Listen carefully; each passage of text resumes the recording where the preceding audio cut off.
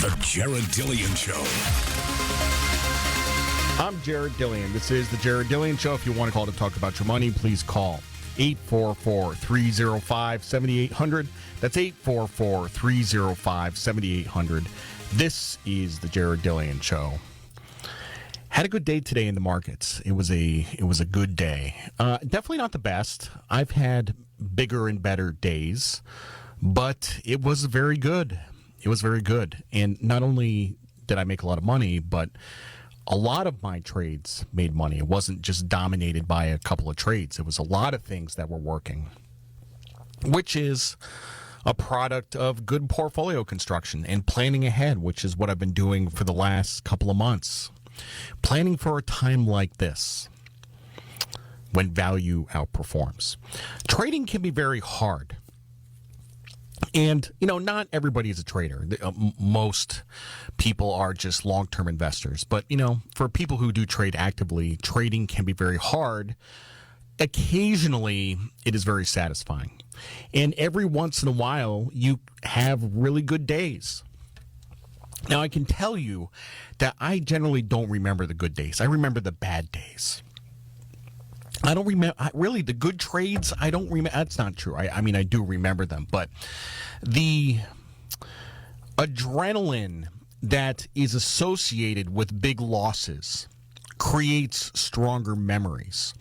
And I have stronger memories of my bad trades than I do of my good trades. Now, you probably heard me talk about the summer of 2017 at various points in time on the show. That was the toughest time I have ever had trading. It was the toughest time I had ever had trading, and I will tell you why. So I had a whole thesis on Canada, that Canada had a housing bubble, that the bubble was going to implode, that Canada would go into recession, and they would have to cut interest rates. So I wanted to get exposure to interest rates in Canada going down.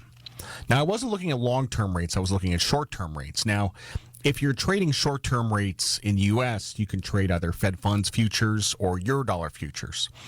If you're going to trade short-term rates in Canada, they have these things called BAX futures, which is BA. BA futures, which stands for Bankers Acceptances. And that's short-term interest rates in Canada.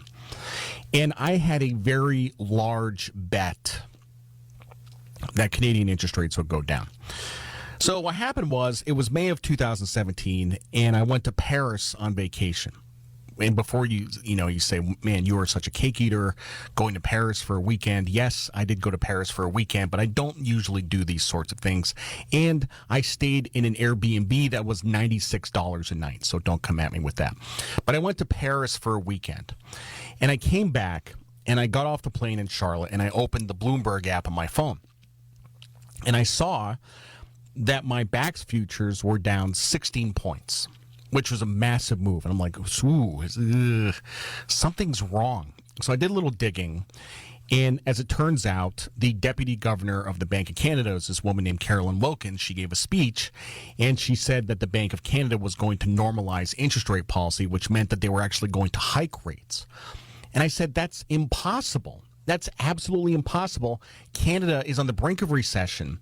It makes no sense at all for them to hike rates. I'm like, they're not going to hike rates.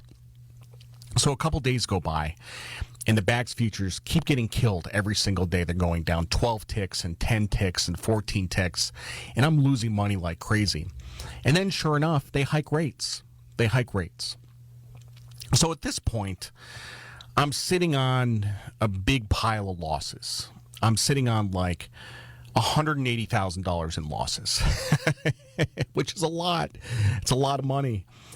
And I said, well, this has to just be like a one and done rate hike. They're just going to hike once. There's no chance that this is a prolonged rate hiking campaign. There's no chance that this is going to go on any longer than this. Then they hiked again. Then they hiked again. Then they hiked 2 more times.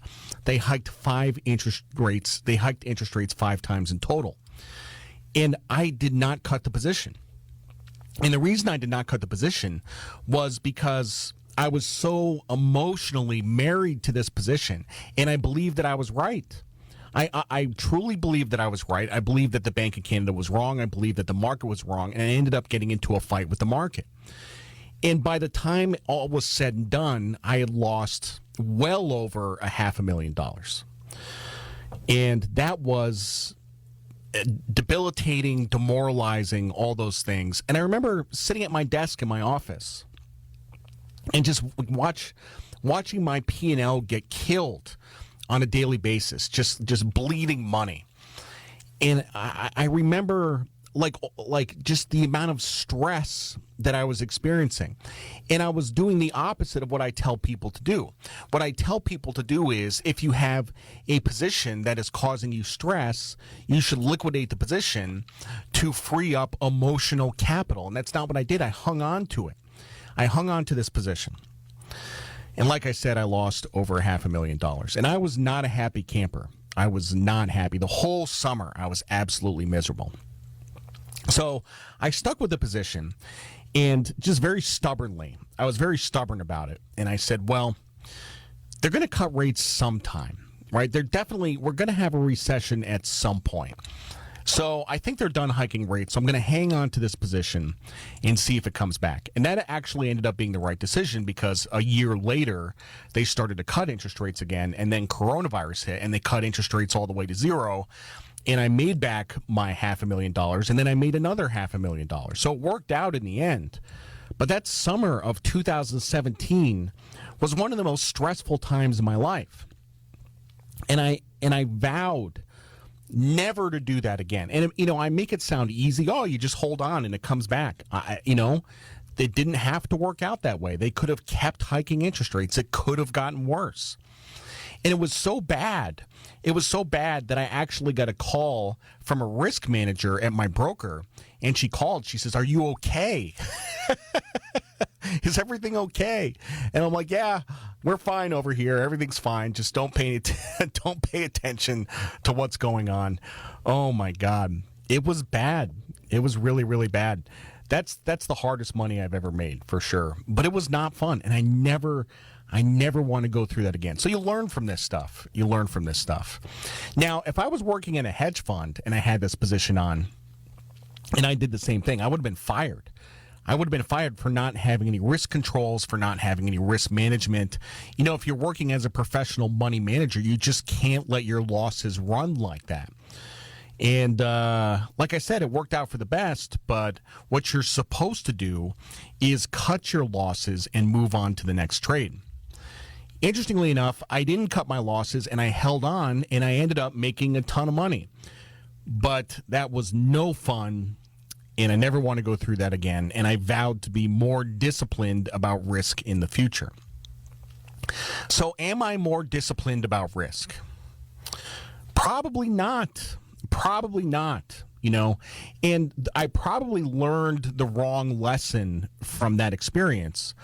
Although it ended up being a good lesson, the lesson I learned from that experience is that time cures all ills. And yeah, there are going to be circumstances where you buy a stock and it goes down and it goes down and it goes down and it doesn't come back and it goes to zero. In your investing career, you will definitely invest in stocks that go to zero. And then you will kick yourself for not having any risk management and not cutting the position. But the difficult thing is that you're supposed to cut your losses, but when do you cut your losses? If you're working in a pod in some big multi-strategy hedge fund, these guys cut their losses if the position goes down 0.5%. But if you're cutting your losses if the position goes down 0.5%, then you're not really giving the trade enough time to work. Even if you cut it down 5%, you're not giving the trade enough time to work. So I definitely have a more liberal philosophy on risk than pretty much anybody working in the professional money management business. So you have to give a trade time to work. And if you don't give it time to work, it's not going to work. Now, trading is 90% patience. And when I say it's 90% patience, it's 90% doing nothing. Sitting there and watching and thinking. It's 90% doing nothing. It's about 9% doing research. And it's only about 1% action, like actually doing the trades. It's only 1% action. A lot of people believe that if you're a trader, you should be trading all the time, and it's actually not true. You should be trading for a tiny percentage of the time, and the rest of the time you're just waiting. You're just waiting for things to work. So a lot of people feel like they have to be doing something, and if they're not doing something, then it means they're doing nothing, and that's what you're supposed to be doing. Let the market do the work for you. I like telling trading stories. I have some really good ones over the years, but the good ones are really boring. The good trading stories are I bought something and it went up and I sold it, and my gold story is really boring. I bought it in 2005. I've held it for 15 years, and it's been a great trade. There's been some excitement in between, but it's been a great trade. From your standpoint, if you're not a trader, you don't have to worry about this stuff. You just buy your mutual funds and hold on to them. And one or two things will go to zero, and a bunch of stuff will go sideways, and one or two things will go to the moon. And that is where you get your returns. I can take breathtaking amounts of risk, but I'm also generally pretty good at building a portfolio.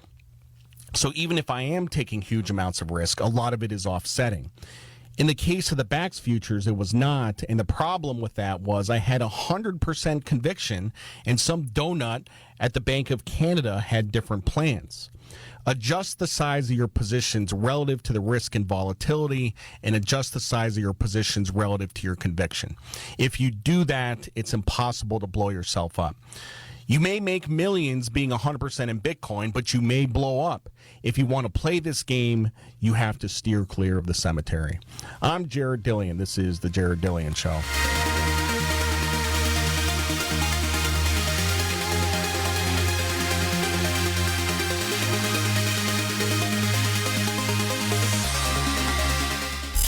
The Jared Dillian Show.